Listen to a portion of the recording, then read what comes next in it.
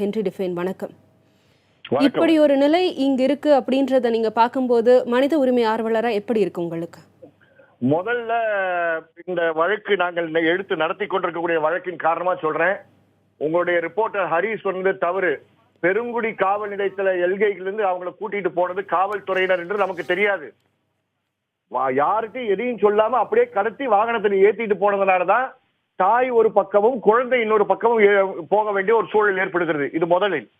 இரண்டாவது, இந்த சம்பவம் குழந்தை சிறைக்கு செல்லுகின்ற ஒரு சம்பவம் ஏற்பட்டதற்கு முக்கிய காரணம் மதுரை கன்னியாகுமரி மாவட்டத்தில் உயர் காவல்துறை அதிகாரிகளுக்கும் அங்கே இருந்த ஜுடிஷியல் மேஜிஸ்ட்ரேட் குழித்துறைக்கும் இருக்கக்கூடிய கொல்யூஷன்.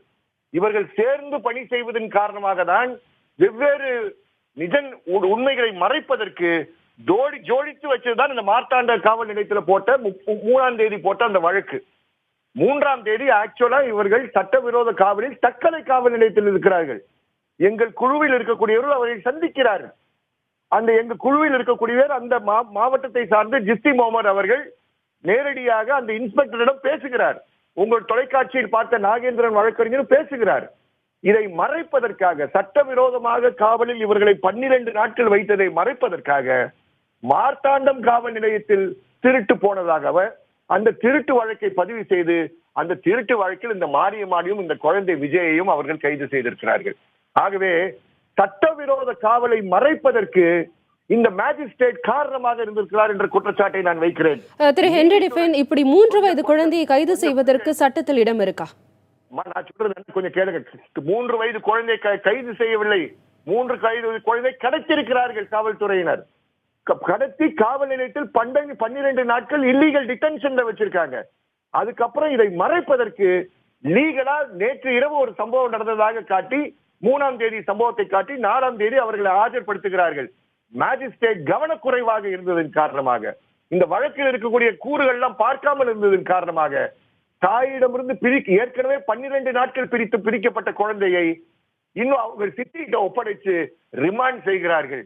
அர்னீஷ்குமார் வழக்கு, சுப்ரீம் கோர்ட் அர்னீஷ்குமார் வழக்கின்படி 379 ஐபிசிக்கு இவர்களை ரிமாண்ட் செய்திருக்க கூடாது. அந்த மேஜிஸ்ட்ரேட் சட்டவிரோத செயலில் ஈடுபட்டிருக்கிறார்.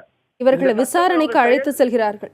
கன்னியாகுமரி மாவட்டத்துடைய எஸ்பியை பாதுகாப்பதற்காக இவர்கள் செய்திருக்கக்கூடிய ஒரு தவறான சட்டவிரோத செயல் என்று குற்றம் சாட்டுகிறேன். உங்களுடைய கருத்துக்களை கன்னியாகுமரி மாவட்டத்துடைய சிடபிள்யூசிக்கு கம்ப்ளைண்ட் கொடுத்திருக்கோம், சைல்ட் வெல்ஃபேர் கமிட்டிக்கு கம்ப்ளைண்ட் கொடுத்திருக்கோம். அந்த மேஜிஸ்ட்ரேட்டுக்கு 4ஆம் தேதி ரிமாண்ட் ஆன பிற்பாடு ஜிஸ்தி முகமது ஒரு மனு கொடுக்கிறார். அந்த மனு அவருடைய கோப்பில் இருக்கு.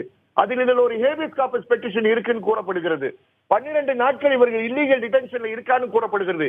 இருந்த போதிலும் மேஜிஸ்ட்ரேட் தவறு செய்கின்ற காவலர்கள் உயர் காவலர்களுக்கு ஒத்து போவதன் காரணமாக இந்த தவறு நடந்திருக்கு. மேஜிஸ்ட்ரேட்டுக்கு எதிராக கண்டிப்பாக டிசிப்ளினரி ஆக்ஷன் எடுக்கப்பட வேண்டும் இந்த வழக்கில். நிச்சயமா உங்களுடைய கருத்துக்களை தெரிவித்ததற்கு நன்றி திரு ஹென்றி டிஃபைன்.